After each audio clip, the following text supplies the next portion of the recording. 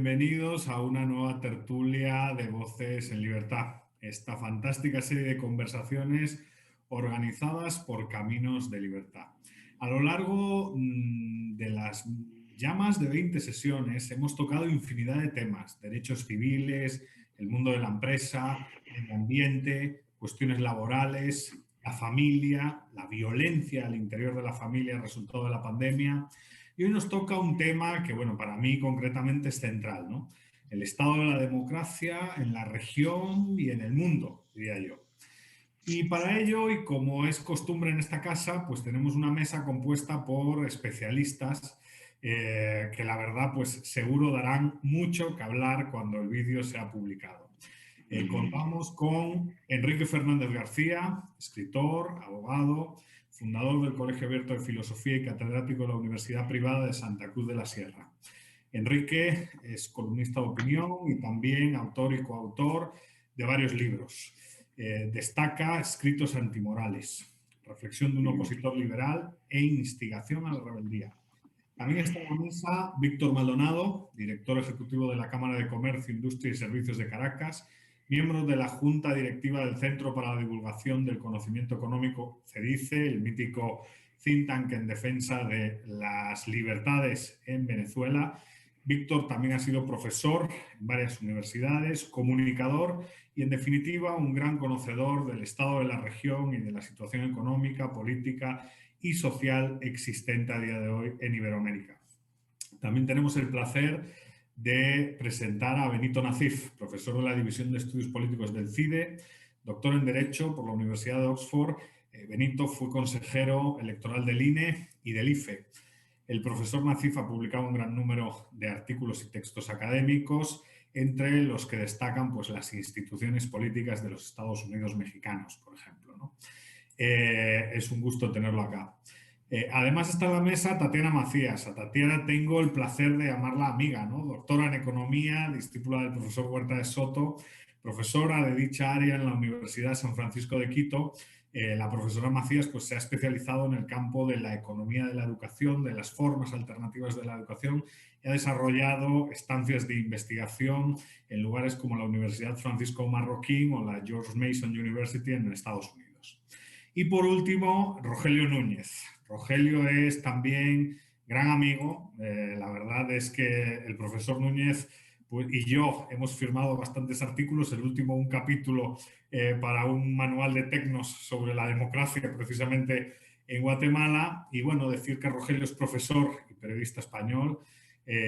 Ha sido profesor en varias universidades, la Universidad Camilo José Cela, la Universidad Francisco Marroquín, en la actualidad la Universidad de Alcalá. Además es uno de los colaboradores habituales del Real Instituto del Cano y, en definitiva, siempre lo digo porque es verdad, aunque Rogelio es muy humilde, uno de los grandes latinoamericanistas existentes en España a día de hoy. La idea de estas tertulias pues es muy sencillo, ¿no? Aquí lo que se pretende es pasárnoslo bien y disfrutar durante una hora, que es lo que dura el ejercicio. Y son tres rondas de pregunta.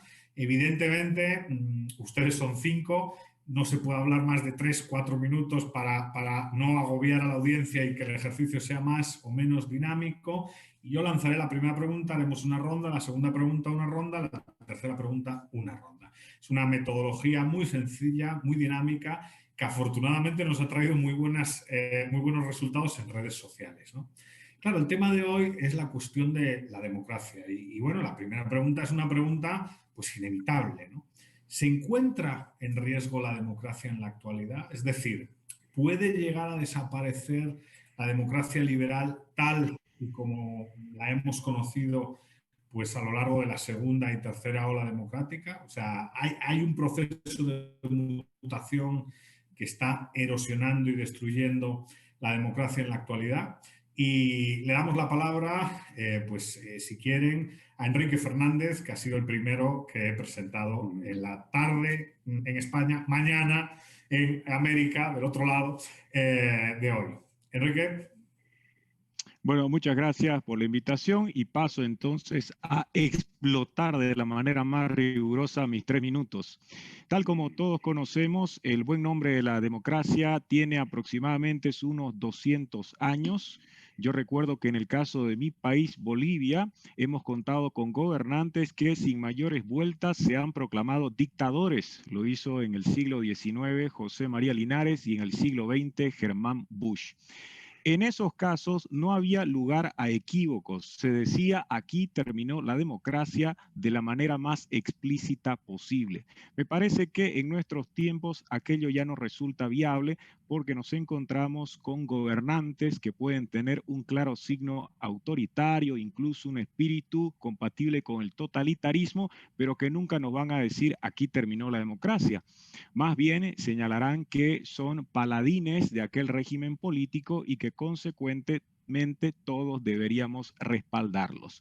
Sin embargo, la realidad nos muestra que en varios casos esa obra político-institucional termina siendo afectada, socavada y hasta, si bien en términos formales mantiene una vigencia, su realidad pues nos mostrará una serie de aspectos que generan dudas acerca de si en efecto estamos o no dentro de una convivencia democrática.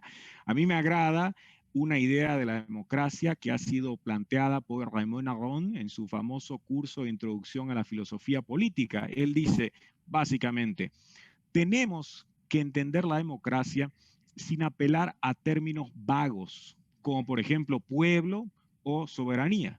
Entonces, Aron plantea de que nuestra idea de la democracia sea organización de una competencia pacífica con miras al ejercicio del poder.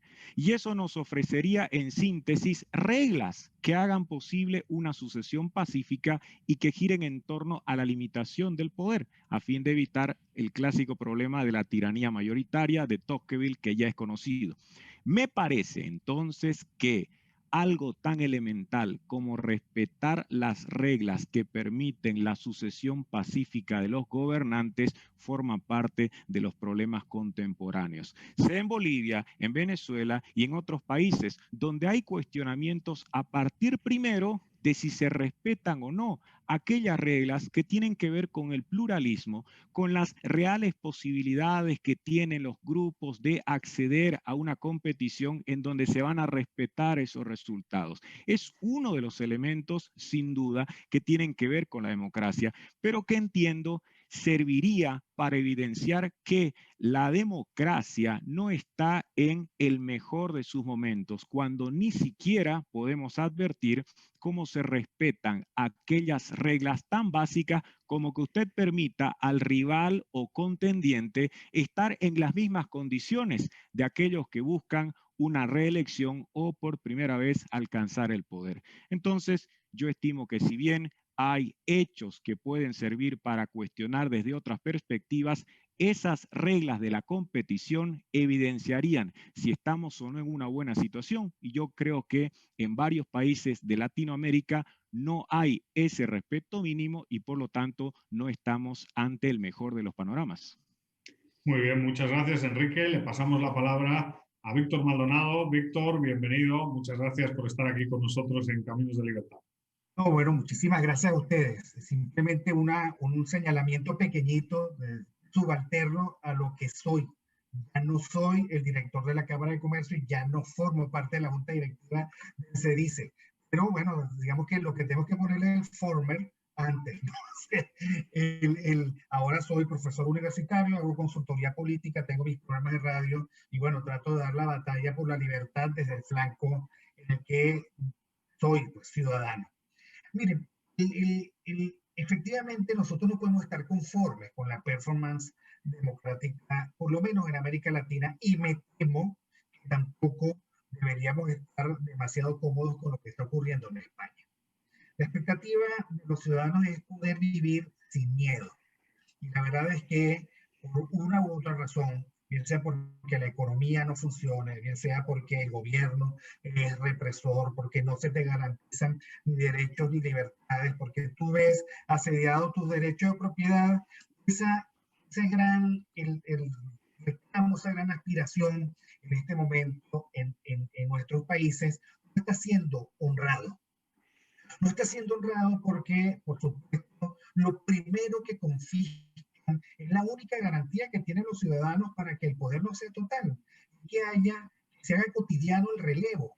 Hay una agenda totalitaria por etapas que comienza siempre por una reforma constitucional que garantiza al caudillo de turno la posibilidad de la reelección. Eso se vuelve perpetuo. Se cierra la capacidad de ponerle control y después uno se entera, como en el caso de Evo, que tenía de esposas a niñas, de que vivía como un pachá, se hace como un nuevo Inca. Y si vamos a cada uno de nuestros países, pues yo vivo en Venezuela y ustedes ya saben cómo es, lo vamos a conseguir con detrás de todo ese discurso reivindicativo y globalista, lo que hay es una feroz ambición de poder y una inmensa capacidad para saquear. Se ceba en la explotación de la inconformidad de la gente. Una inconformidad que tiene mucho que ver con no haber hecho los cortes transversales históricos que son necesarios para entender que venimos de menos a más y que si nosotros volteamos la tortilla y nos vamos 100 años antes, vemos cuáles son las circunstancias todavía más penosas, más precarias, y si le damos la vuelta de nuevo y nos vamos a 170 años vemos cómo la vivencia cotidiana del otro ciudadano es absolutamente diferente a esto. Bueno, porque nosotros no hemos sabido vender el estoicismo liberal, de diferenciar entre lo que es posible de lo que es imposible, porque es insostenible. Y tampoco hemos sabido vender la libertad es siempre un esfuerzo precario que tiene al frente a su principal amenaza, el poder encarnado en el Estado. Y nosotros no hemos podido ganar, acabo de salir de mi programa de radio, estaba conversando con Javier Milei, no hemos podido ganar definitivamente la batalla cultural. Hay algo que se ceba en el ciudadano, que explota su inmadurez, que lo hace cómplice de la debilidad y del bloqueo de las instituciones, que lo hacen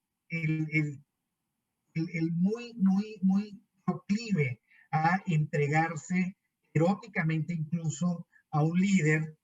Por supuesto que nos plantea un desafío todavía mucho más complicado, y que la intolerancia se practica desde el poder.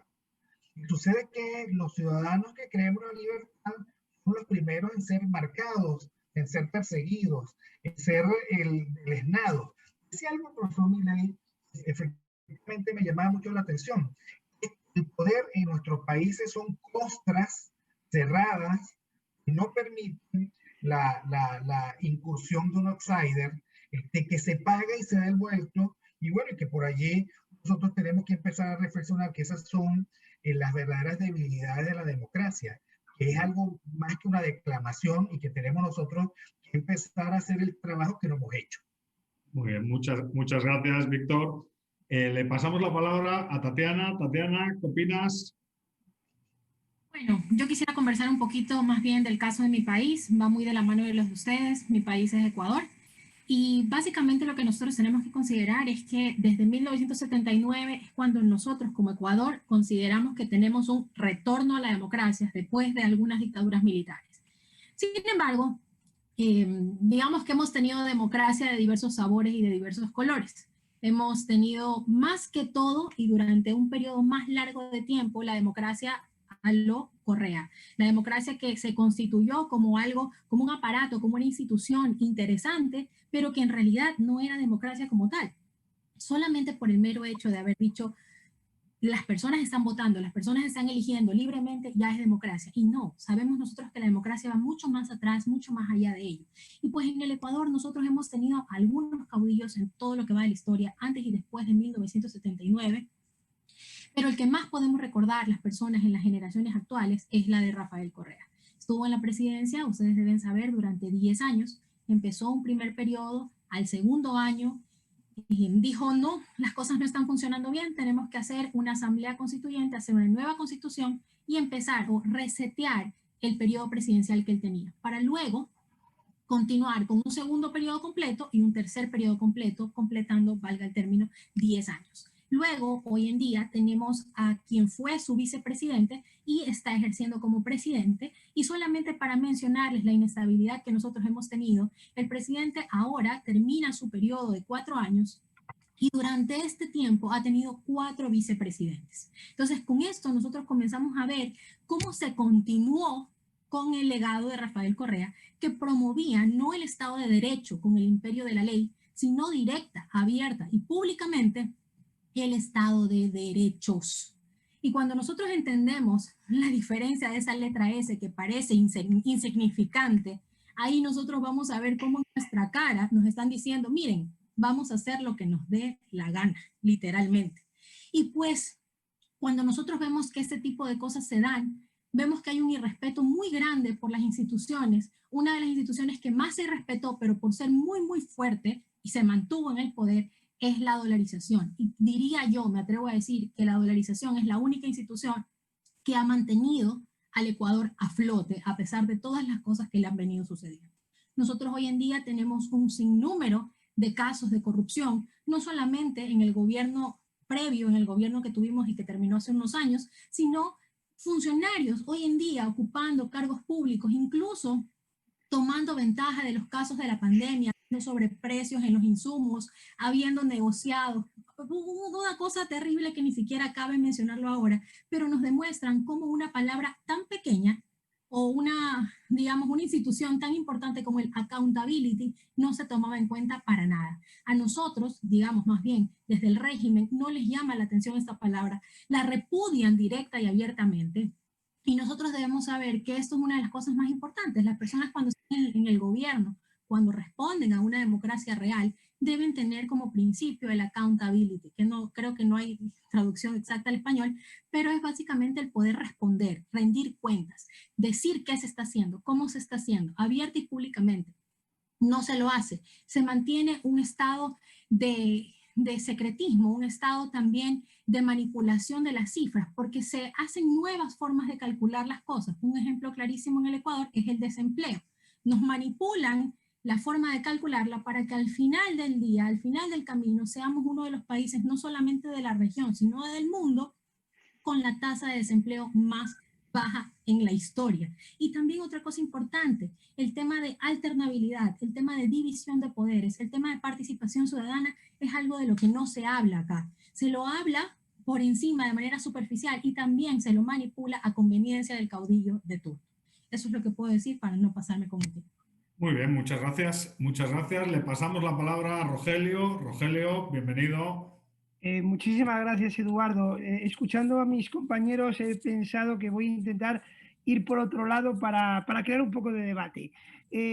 Nuestras democracias, las latinoamericanas, y bueno, podríamos incluir a las europeas algunas, son imperfectas, son mejorables, pero hay que estar orgulloso en parte de ellas porque han superado la crisis de los 80, la media década perdida, han superado incluso en algunos casos al correísmo. El correísmo, ahora mismo, Correa precisamente en Ecuador no está. Y Evo Morales, que evidentemente puso en riesgo la democracia boliviana, en Bolivia no está. Y de hecho, si todo va como parece que va a ir, puede ser presidente Carlos Mesa. Ojalá, desde mi punto de vista, aunque esto da muchas vueltas. Con lo cual, la democracia, insisto, con sus debilidades, con sus falencias, con su necesidad de mejora, en América Latina ha demostrado resiliencia, como se dice ahora, y fortalezas, más allá de lo que podríamos pensar. Esto no quita, porque estoy de acuerdo en gran parte de lo que se ha dicho aquí, y yo lo resumiría en un grave problema, y es que América Latina no ha hecho los deberes. Los hizo en los 80 y se quitó de encima toda la matriz productiva heredada de la escuela cepalina y lo hizo relativamente bien, con algunos problemas inherentes, evidentemente, y ahora nos encontramos en que América Latina tiene que hacer otra vez los deberes. Tanto en el terreno económico hay que cambiar la matriz productiva, eso lo sabemos todos, pero también tiene que hacer los deberes en el tema político-institucional. Aquí ha salido mucho la palabra instituciones. El gran problema de América Latina son las instituciones, su debilidad y cómo los personalismos de un lado, de otro, y tenemos ahora mismo un ejemplo muy reciente que es el de Bukele, que yo creo que ahora mismo es el mayor peligro que existe para una democracia en América Latina, la figura de Nayib Bukele. Hay que crear y fortalecer las instituciones como único contrapeso para evitar esos personalismos. Y otra cosa, y con esto ya cierro, mi tesis doctoral, perdón que me haga yo publicidad de mí mismo, se titulaba Educando al Ciudadano. Y creo que hay que educar al ciudadano en muchos aspectos, pero también en el aspecto de saber lo que es y lo que no es una democracia y estar prevenido frente a los cantos de que oye y que sigue y que por desgracia muchas veces vota. Muchas gracias, Rogelio. Y cierra esta ronda Benito. Benito, ¿qué piensas de la situación de la democracia? ¿Está muriendo la democracia, como dice Steven Levitsky? Bueno, primero que nada, muchas gracias por la invitación. Es un enorme gusto estar aquí con todos ustedes. La verdad es que en esta primera ronda he aprendido un montón porque mi área de experiencia es México y en esta ronda pues he levantado un poco la cabeza y visto otros horizontes en nuestros queridos países de Centroamérica y de América del Sur. México es una democracia muy joven. En los 80s, pues seguía todavía gobernada por un solo partido político que se implantó en el poder desde finales de la década de los 20 y que se mantuvo ahí más tiempo incluso que el Partido Comunista de la Unión Soviética, que es el que más tiempo había durado en el poder hasta que el PRI lo superó. Y tuvimos una transición a la democracia que tardó mucho tiempo y que finalmente pues sentimos que habíamos llegado ahí con la alternancia en la presidencia de la República en el año 2000.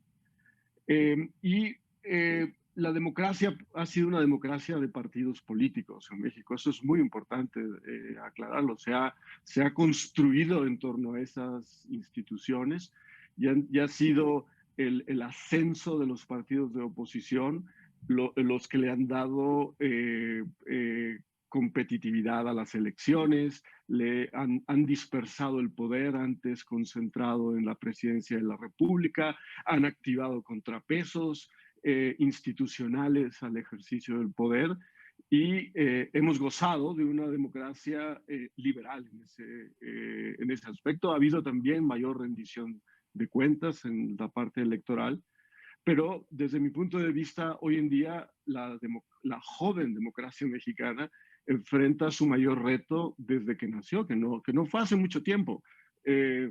Ese reto tiene que ver con dos cosas: la crisis de los partidos políticos tradicionales, que fueron los actores clave en la transición, el viejo partido hegemónico, la oposición tanto de centro izquierda como de centro derecha. Esos partidos están en un momento muy complicado ahora. Me recuerda quizás el riesgo de que pase en México algo parecido a lo que sucedió en Venezuela con sus viejos partidos de la época democrática. Y el otro fenómeno preocupante es la concentración del poder, que van de la mano, ¿sí? Cuando los partidos en el Congreso se descomponen, ¿sí?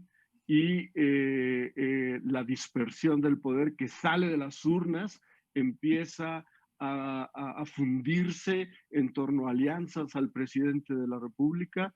Yo empiezo a ver eso con preocupación porque se empieza a concentrar un enorme poder en la figura del presidente, se desactivan los contrapesos, se genera el escenario propicio para el abuso del poder y la pérdida del Estado de Derecho, la personalización de la política en torno a la figura presidencial, el retorno de un caudillismo que en México ahora mismo lo veo más fuerte que nunca, ¿no?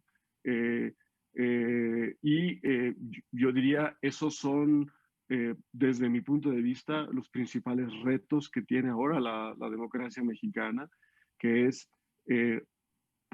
regresar a un equilibrio de poderes más saludable, donde los contrapesos, sobre todo al poder presidencial, se activen y se generen lo que los politólogos llamamos los incentivos a favor de una política de las concesiones mutuas y del consenso y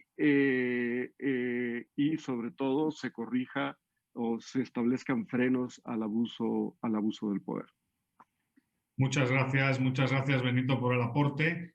Después de esta primera intervención, un poco con base, efectivamente, muchos de los que estamos aquí pues nos gusta esto de la ciencia política, ¿no? Que es un campo de conocimiento apasionante.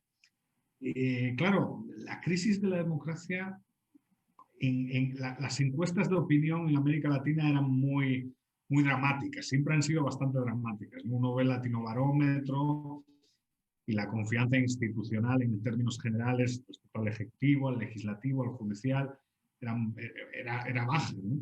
Esa confianza institucional que parecía que en Europa y en Estados Unidos pues se mantenía, también está cayendo en la actualidad. O sea, creo que se puede hablar a día de hoy de que en el mundo occidental, Norteamérica, Europa e Iberoamérica, la democracia se encuentra como en un cruce de caminos, ¿no? Y uno de los grandes retos, y aquí va la pregunta, es una pregunta del millón, pero es una pregunta para que opinen, de eso se trata esto, es la cuestión de la confianza, ¿no? No puede haber democracia sin confianza, ¿no? O sea, al final la democracia necesita de confianza, ¿no? Los gobernados necesitan confiar en sus representantes, ¿no? Y necesitan confiar en el Ejecutivo y en las instituciones judiciales, en las instituciones efectivamente que fiscalizan, y aquí no es por alabar el trabajo de Benito, pero el Instituto Nacional Electoral es una máquina de transparencia y de fiscalización muy importante. Ese tipo de instituciones republicanas, ¿no? ¿Cómo generar confianza, ¿no? ¿Cómo recuperar esa democracia que está en crisis, generando confianza y, por tanto, fortaleciéndola, ¿no? Es una pregunta del millón, creo que es una gran pregunta que sirve a día de hoy tanto para el espacio iberoamericano, que es el que nos ocupa a nosotros, porque yo estoy de acuerdo con Víctor, España está en una situación dramática, en una regresión democrática importante desde mi punto de vista. Creo que todos estamos sufriendo ese desgaste, pero ¿cómo recuperar la confianza, ¿no? Y en esta primera ronda, pues en esta primera intervención de la segunda ronda, le voy a pasar la palabra a Víctor. Víctor, bienvenido de nuevo a la mesa. Bueno, muchísimas gracias. Yo estaba esperando seguir en mi segundo turno, pero a ver, creo que nosotros no hemos podido manejar bien la inflación de las expectativas. Por otra parte, las democracias no han sido capaces de desplegarse a ser eficientes. ¿Por qué? Porque las democracias en América Latina son estatistas, exageradamente pesadas, incapaces de tener prioridades, de tanto que prometen no cumplen nada. Y a cualquier lugar de América Latina a donde uno vaya, la verdad es que uno se encuentra con los mismos problemas. Me tocó a mí hacer alguna consultoría política en el sur del continente y los problemas se parecían demasiado. O sea, la gente no está satisfecha con sus modelos educativos, porque los modelos educativos están retrasados respecto y abren una brecha tecnológica que para algunos resulta insalvable. Los ciudadanos no están seguros, no tienen confianza en que el modelo de seguridad social sea sostenible y llegados a viejos tengan algún tipo de sostenibilidad sobre la base de la oferta que le hicieron. Uno puede revisar las bases de la oferta y uno puede contrariarla, pero hay insatisfacción. Y los ciudadanos no están de acuerdo con la seguridad o la inseguridad en las calles, tampoco con esa estética de los que sin casa andan por allí, obstaculizando el ornato público, que es, digamos, tan antiguo como la historia. En fin, un conjunto de insatisfacciones, hay una inflación de expectativas y una incapacidad para dar respuesta, porque el diseño de estos postulado que nosotros en América Latina o en Iberoamérica nos hemos propuesto, que promete todo, absolutamente todo, y es incapaz de cumplir en algo, incapaz de satisfacer los mínimos, y por allí entonces se cuela el síndrome del falso héroe. Volteas, las instituciones no me dan servicio y me busco a mi héroe.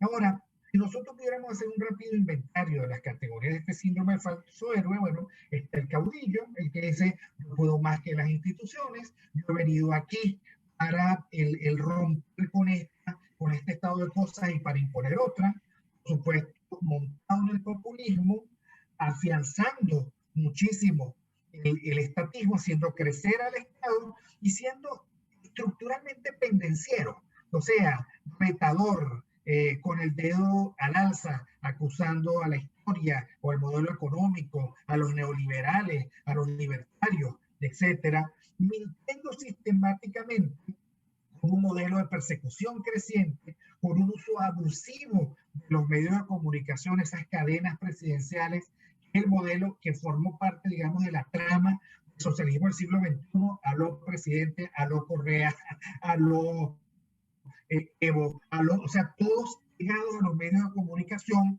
optando la libertad de prensa, siendo incapaces de recibir la crítica. Bueno, se convirtió en una especie de caramelito envenenado, haciendo grandes espectáculos, estatizando, culpabilizando, deteniendo empresarios, mandándolos a la cárcel. Y dos cosas que me parecen importantes en la trama. La confiscación de las instituciones judiciales y el envilecimiento de las Fuerzas Armadas. Entonces, insisto, hay una especie de caída en la eficacia, porque es imposible la eficacia con estos estados grandes, obesos, costosos, corruptos, mentirosos, y sobre eso entonces el viejo caudillo se vuelve a meter y termina de destrozarlo todo. Yo coincido, cada quien tiene su estilo, y en México tiene su estilo y su velocidad, en Venezuela tuvo su estilo, su velocidad, pero lo cierto es que si algunos no han perdido todavía la batalla, nosotros tenemos que decir que estamos perdiendo la pelea en Venezuela. La democracia se perdió, pero los ciudadanos no perdemos la esperanza de poder rescatarla. Y una última pregunta.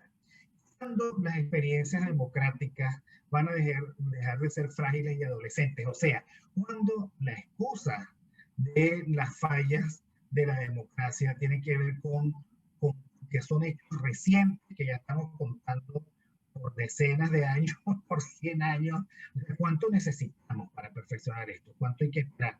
Lo lanzo como desafío, como reto a este debate. Muy bien, muchas gracias. Le pasamos la palabra a Rogelio. Rogelio, ¿qué piensas? ¿Cómo generar confianza? Sí, te voy a contestar, pero antes quiero comentar las palabras de Víctor, que me han parecido muy atractivas.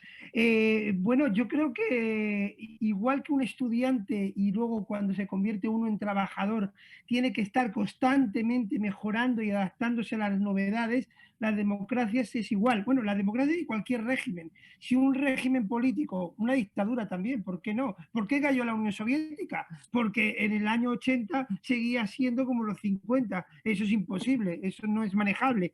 Las democracias es lo mismo, tienen que estar constantemente buscando la perfección a la cual nunca van a llegar. Esto es como el amor. Uno querría estar enamorado toda su vida como el primer día, pero no, luego hay que hacer otras cosas para mantenerlo, ¿no? Pues algo parecido. En cuanto, pues mira, yo sigo quizá un poco obsesionado con el problema de los ciudadanos. El problema es que no hay ciudadanos. Hay un maravilloso libro de Fernando Escalante, mexicano, que se llama Ciudadanos Imaginarios. Pues algo parecido, tenemos ciudadanos imaginarios, tenemos democracias débiles, pero no tenemos demócratas, porque los ciudadanos enseguida se agarran efectivamente al populista de turno, que puede ser un Bolsonaro, que fue un Hugo Chávez, que puede ser un Nayib Bukele, porque buscan el aquí y el ahora. Y eso denota un gran desconocimiento por parte de la población, que considera que las cosas se pueden hacer rápido y conseguirse en un tiempo breve. Y cualquiera que haya tenido algún tipo de responsabilidad pública o no pública, me da igual, sabe lo mucho que cuesta conseguir las cosas y cómo del plan inicial que uno se propone a lo que se consigue finalmente media una eternidad. Y eso el ciudadano no lo sabe. Cada vez que hay un cambio de gobierno cree que es un cambio adanístico, que lo va a cambiar todo de raíz y enseguida. Y insisto, hay que educar al soberano en este caso al ciudadano, para que sea consciente de los límites de unos estados que decía Víctor que son muy grandes. Bueno, son muy grandes en algunos sitios, en otros sitios son excesivamente pequeños y con muy poca capacidad de acción y de iniciativa, porque la región y el mundo en general es muy complejo. Aquí lo dejaría. Muy bien, le pasamos la palabra a Benito. Benito. Sí, Eduardo, el tema de la confianza, que siempre nos hemos planteado la pregunta es cómo construirla. Y es un tema al que pues los economistas y los politólogos le han dedicado mucha atención, de cuáles son los mecanismos. Es algo que toma tiempo construir, y la verdad es que es muy rápido de echar para abajo. Pero ahora mismo yo creo el problema tiene que ver mucho con el tema de la confianza, pero tiene que ver también con una estrategia deliberada de destruir las instituciones que ya se crearon y que son las que han permitido en países como México pues avanzar hacia un sistema más democrático, ¿sí? ¿Y cómo se destruyen? ¿Cómo se siembra la cizaña, la desconfianza? Atacando a las instituciones, ¿sí? Con el anatema de la corrupción, lanzándolo todo el tiempo, y tenemos a los caudillos con un altavoz en la mano, gritándole: no puedes confiar en nadie más que en mí, ¿sí? Y para mí ese es un gran riesgo. Es un riesgo enorme en México que estamos viviendo ahora, porque ese altavoz es enorme, ¿sí? Además tiene un enorme poder, y están nuestras instituciones democráticas, aquellas que se construyeron para generar confianza en las elecciones, en procesos competitivos de mercado, como instancias reguladoras, por mencionar algunas, están siendo sometidas a un embate enorme, porque sembrar la desconfianza tiene ganadores en el corto plazo, ¿sí? Y por eso esos que se ven como ganadores, que son los caudillos, ¿sí?, que buscan centralizar el poder, están en esa empresa, y el trabajo ahora es cómo contener eso, ¿sí?, cómo evitar.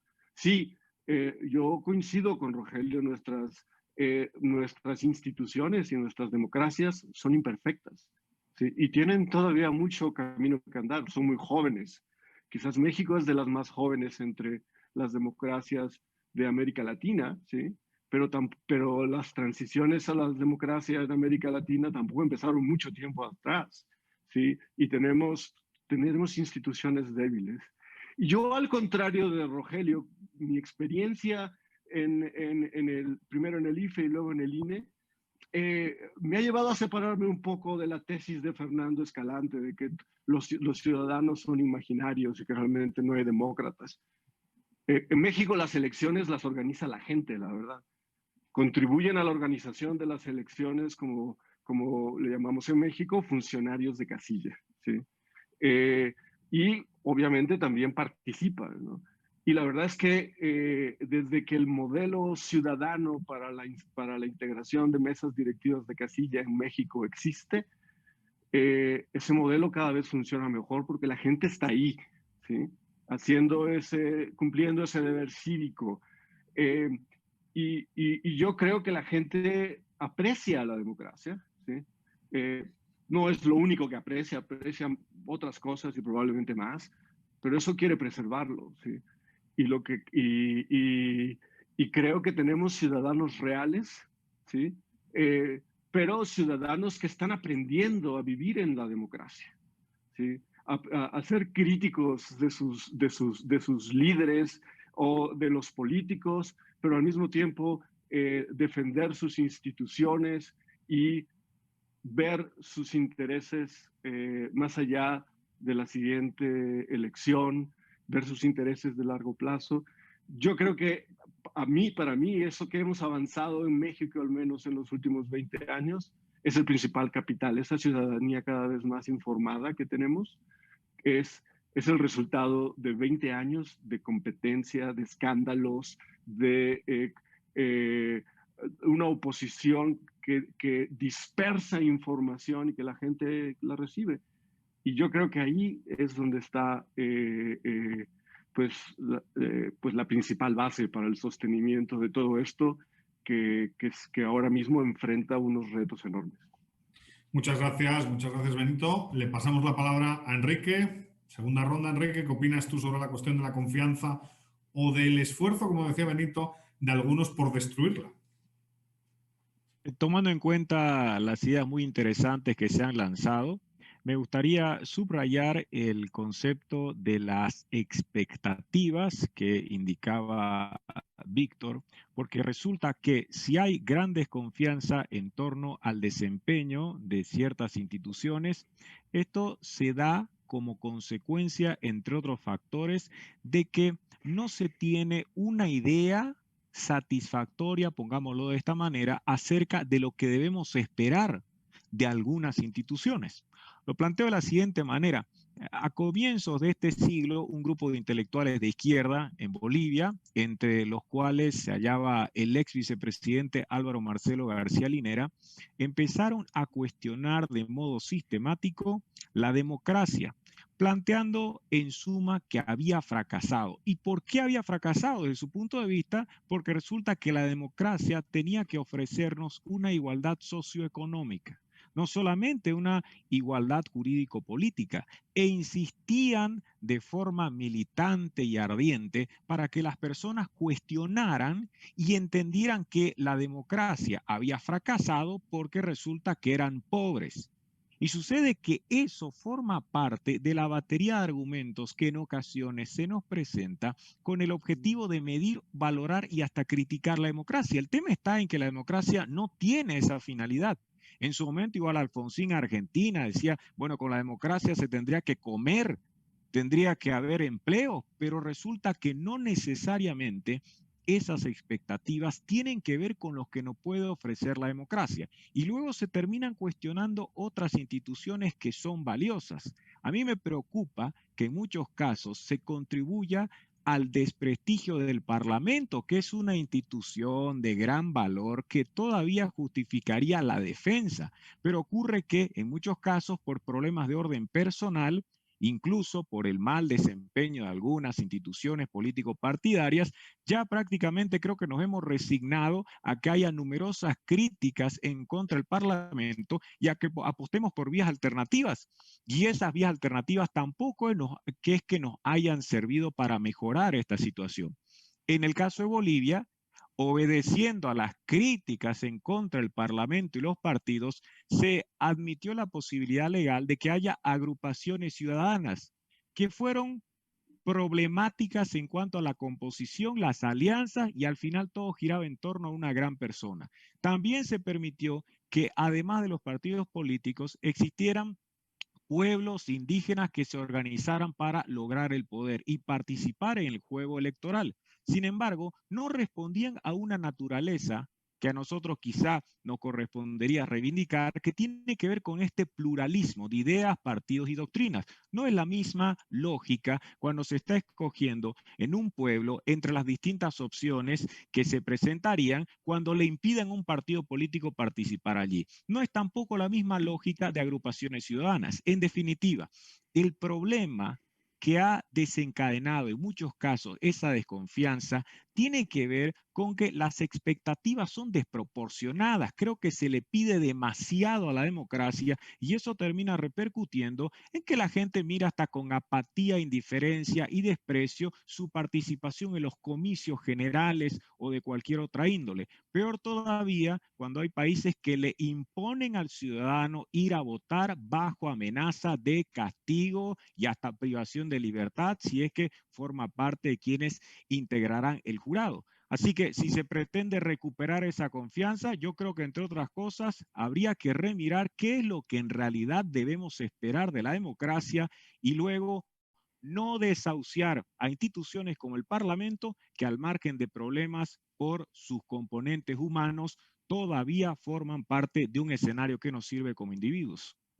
Muchas gracias, Enrique. Y cierra esta segunda ronda Tatiana. Tatiana, ¿qué opinas al respecto? Yo quisiera empezar diciendo que en Ecuador podríamos analizar la desconfianza, no la confianza, sino la desconfianza desde 3 sectores principales. Nosotros, los ecuatorianos, hemos demostrado que tenemos desconfianza, primero, hacia el Estado, porque primero que nada, entre las personas que analizamos el tema, ya no es un Estado de Derecho, sino un Estado de derechos, lo que les mencionaba al principio de la primera intervención. Otra cosa importante es que se ha visto cómo en los 4 años de gobierno del presidente actual existe también desconfianza hacia el presidente. CEDATOS, una de las principales encuestadoras del país, muestra cómo el presidente inició con más o menos un 60% de confianza desde los votantes o desde las personas. Y poco a poco fue bajando 20 puntos cada año. Entonces, hoy en día está más o menos en un 14% de confianza hacia el presidente. ¿Por qué? Principalmente porque cuando empezó la crisis de la pandemia en su raíz más fuerte, lo que hizo el presidente fue trasladarse a Galápagos donde no habían casos confirmados. Otra cosa importante, y dejó todo en manos del vicepresidente que luego renunció y de ahí entró uno nuevo. Después, si nosotros hablamos de esto, hablamos de cómo hay un engranaje en tema del Estado, en tema de los poderes, en tema de la forma de llevar, por ejemplo, la seguridad social. Ya nos dijeron hace más o menos 2 meses que no iban a tener cómo pagar a partir de noviembre las pensiones. O sea, no es de aquí al 2030, 40, a este mes a finales de este año. Y también otra cosa importante, que si seguimos manejando el modelo, en 2058 no va a haber cómo pagar. O sea, todo lo que hemos estado aportando queda en nada. ¿Por qué? Porque siempre ha sido la seguridad social el banco o la caja chica del Estado/gobierno. Otra cosa a la que nosotros también, digamos, le tenemos un poquito de rechazo, yo no en lo personal, es a las instituciones, lo que había hablado de la dolarización. Yo confío que es una de las pocas instituciones que ha mantenido al Ecuador a flote, pero mucha gente tiene muchísimo rechazo a la dolarización por la forma en la que se hizo la transición de la moneda previa a lo que tenemos hoy en día. Entonces, esto tiene un mal recuerdo para gran parte de la población por la metodología que se aplicó más que todo con el feriado bancario. Y finalmente, diría que la tercera cosa a la que las personas le tienen mucha desconfianza es a las personas. Hoy en día, con todo este pánico, todo este caos que se generó, no solamente a nivel de las ciudades principales, sino de todo el Ecuador, las personas incluso ven a las demás personas como un potencial foco de contagio. Entonces, incluso hay desconfianza entre las propias personas, algo que hace que la confianza o la desconfianza sea un tema generalizado en la sociedad. Importante también mencionarles que las personas no nos sentimos representadas por los asambleístas, que en teoría deberían ser quienes nos representan frente al poder ejecutivo. Se menciona en la misma encuestadora que les mencioné que más o menos entre el 2 y el 3% de la población confía en los asambleístas, confía en el equivalente a congresistas. Otra cosa importantísima es que lo que había mencionado hace nada Enrique, las personas van a votar por el certificado de votación. Y eso lo demuestra la misma encuestadora con más o menos un 60% de las personas que únicamente va a votar por esa razón. Entonces, cuando analizamos todo este tipo de datos en conjunto, vemos que hay un sistema generalizado de desconfianza y que si nosotros consideramos que es difícil construir la confianza, mucho más difícil creo yo que es recuperarla. Y ese es el trabajo que tiene no solamente el presidente, sino la mayoría de los políticos que se están reciclando incluso en otras listas en la actualidad para poderse lanzar a los próximos comicios, porque a pesar de que la memoria de Ecuador ha sido frágil y nos lo ha demostrado en los últimos procesos, igualmente queda todavía ese bichito, todavía esa duda, todavía esa cuestión de que ejerciendo el poder han sido sumamente corruptos, y más que todo en una situación que preocupa tanto y le duele tanto al Ecuador, que ha sido la crisis sanitaria del COVID. Muchas gracias. Y bueno, vamos a pasar a la última pregunta de la ronda, que es más que todo una declaración de intenciones, ¿no? Esta es una pregunta que hacemos a todos los que han pasado por estas tertulias, por estas ya más de 20 tertulias. Algo que nos une pues, a esta comunidad de Caminos de Libertad, a la que Juan de Mariana y mi persona pues, han sido cordialmente invitados, pero la idea surge de Caminos de Libertad, es la defensa pues, de los derechos individuales y de las libertades individuales, ¿no? La crisis del COVID, pues en cierto sentido ha puesto en tela de juicio dichas libertades, ¿no? Parece que estamos en una situación complicada, ¿no? Hay un laberinto del que tenemos que salir y podemos salir debilitados.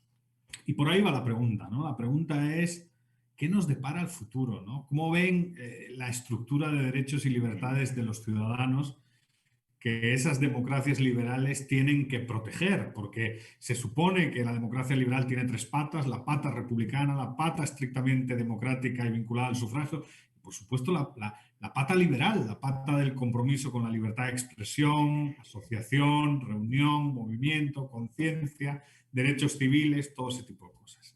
¿Cómo ven el futuro de la libertad en este momento? ¿Son pesimistas y utilizando a Mario Vargas Llosa, nos vienen tiempos recios, como decía el último libro de Vargas Llosa, nos vienen tiempos recios, o somos optimistas y esta crisis es una ventana de oportunidad para la libertad y saldremos pues reforzados como gente pues interesada en la protección de las libertades, ¿no? Como liberales? Vamos a dar la palabra a Rogelio, que se tiene que ir, me constan 6 minutos. Entonces, en este caso, Rogelio, abres tú la mesa. Esta puede ser una intervención más corta, de unos 2-3 minutos, pero Rogelio, tus palabras finales en relación a esta tan importante cuestión. No es fácil, no es fácil.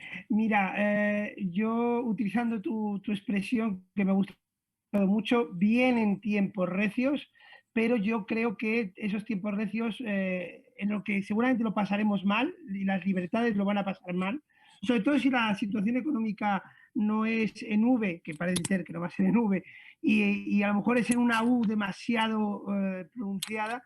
Si vienen esos tiempos difíciles económicos que se unen a las debilidades institucionales de las que ya hemos hablado y de los problemas sociales, evidentemente son tiempos recios y complicados para la libertad. Pero yo retomo mis propias palabras del principio.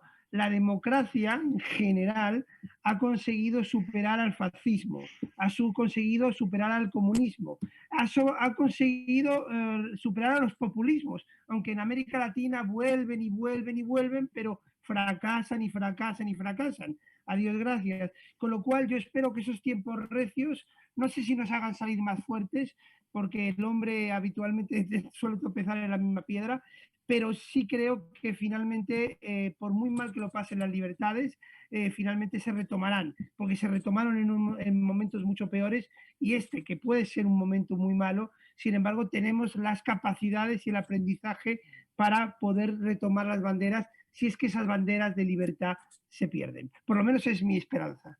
Muchas gracias, Rogelio, muchas gracias. Hay que ser, algo optimista hay que ser también, ¿no? Sí. Le pasamos la palabra a Tatiana. Tatiana, segundo turno en esta última ronda. Yo creo que aquí algo que he rescatado muchísimo es al menos que las personas han valorado la libertad, porque sabemos nosotros la libertad se valora cuando se pierde. Entonces, hoy en día es cuando las personas, más que todo, creo yo, que han visto qué es la libertad, qué es la falta de libertad y cuánto cuesta mantener esa permanente vigilancia, porque alguna vez revisaba, bueno, querían vivir en comunismo, querían socialismo, les gustaba, ya, perfecto. En la pandemia han tenido un pequeño ensayo, han tenido que estar encerrados, han tenido que obtener los pocos bienes escasos que podían recibir, no han visto un mecanismo de incentivos, etcétera, etcétera. Entonces han tenido ahí una probadita, como se les suele decir, incluso para, bueno, estudiantes que son bastante jóvenes y dicen, bueno, la libertad da igual, el dólar da igual, esto aquí da igual, pero ya cuando lo ven en carne propia y ya han tenido un pequeño ensayo, las cosas son distintas. Y creo también, quiero ser un poco optimista en el sentido de confiar un poquito en la capacidad de adaptación del ser humano. O sea, yo sé que la situación es complicada. Bueno, en Ecuador ya la estamos viendo porque tuvimos una recaída bastante fuerte con el tema de la crisis del COVID. Entonces, el poder recuperarnos, el poder continuar con la nueva normalidad es un desafío bastante grande. Y las libertades van de por medio. Las libertades son la cosa más relevante que tenemos. Y una de las cosas más importantes que tenemos que destacar es que la libertad conlleva responsabilidad. Entonces, sí es importante saber que cualquier acción que nosotros tomemos, decidamos, siempre va a tener una consecuencia positiva o negativa. Y eso es una de las cosas más importantes que debemos considerar. Muchas gracias Tatiana por esas palabras finales. Le damos la palabra a Enrique. Enrique. Cuando quienes buscaban la independencia de Estados Unidos se estaban perdiendo, el gran Thomas Paine escribió: estas son las épocas que ponen a prueba el alma de los hombres. Yo creo que esta crisis pone a prueba el enorme carácter de los verdaderos liberales. Es cierto, hay gente que se ha quejado porque no podía salir de sus casas y valoraba la libertad, pero también hay muchas personas que en este escenario han exigido que el Estado multiplique bonos sin ninguna clase de prudencia. Así que por un lado, ciertamente, esta pandemia con los confinamientos del caso ha servido para que la gente tome conciencia de lo importante y provechoso que resulta la libertad de locomoción. Más hay esa otra dimensión que no nos ofrece el mejor de los escenarios, porque varias personas han demandado que no se dé solo una colaboración de manera extraordinaria, sino que se mantenga. Y es muy poco probable, en el caso de Bolivia, que suban gobiernos. Se ha mencionado a Carlos Mesa, que cambien esa situación. Por lo contrario, déjenme decirles que acá hay una unanimidad preocupante, pavorosa, porque todos los candidatos han manifestado que mantendrán y hasta ampliarán los bonos, y eso desde ningún punto de vista podría ser considerado positivo desde el punto de vista de la libertad. Creo, sin embargo, que hay sitio para la esperanza muy moderada, porque evidentemente avanzamos, no vamos a retroceder hasta un régimen dictatorial por el momento, pero creo que hay que trabajar todavía mucho, porque no basta con apreciar la libertad en cuanto a la libertad de locomoción, hay que también que apreciar la libertad en el ámbito económico, y allí falta mucho por hacer y los días que vendrán serán bastante sombríos, porque en crisis no se piensa en pedir que el Estado libere de trabas, sino que ayude, y continuamos padeciendo con el problema del rentismo. Muchas gracias, Enrique. Benito, ¿qué piensas? ¿Cómo ves? ¿Hay futuro, hay espacio para la libertad en México o las cosas vienen difíciles? Vienen difíciles, por supuesto. Yo creo que vienen tiempos duros, o más duros de los que ya tenemos ahora. Pero soy optimista. La gente no va a comprar esta nueva versión populista del estatismo que con unos ajustes se la quieren volver a vender, ¿no? Fue la que nos llevó al desastre en los 80s. Nos tardamos casi 10 años en recuperarnos de aquello, y la gente no quiere volver a eso.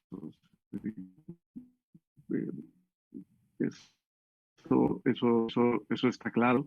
Los excesos del pasado, tanto en la economía como en la política, son resultado de esa mezcla de el absolutismo presidencial y el estatismo, que yo pienso que la gente,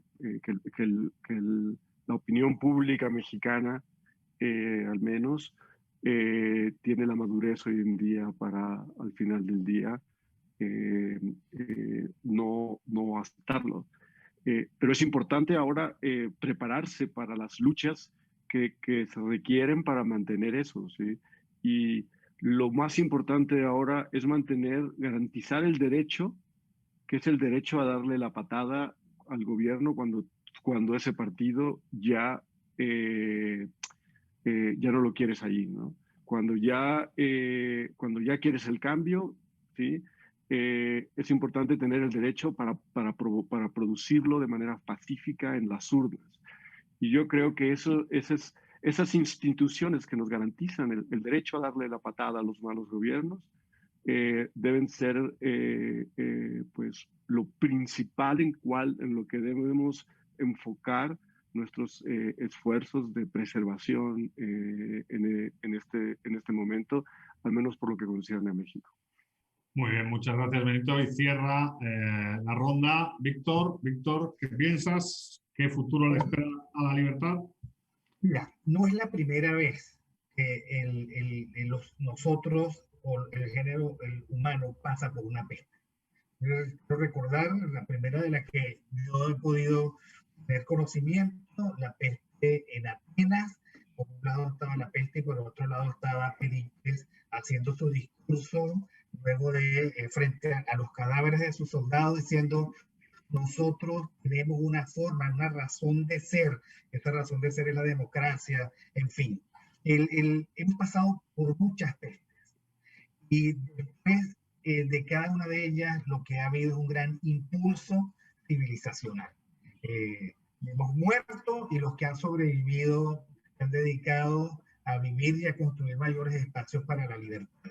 De la Primera Guerra Mundial, yo paso pues a ese entreguerras maravilloso que a muchos les provoca nostalgia. En fin, estoy absolutamente convencido que una vez superado el trauma, en lo que llegue una vacuna, en lo que nos sintamos más o menos seguros, pues nosotros vamos a salir a un redespliegue con muchísimas ganas de libertad, una especie de destape, que es lo que siempre ocurre cuando uno está especialmente reprimido.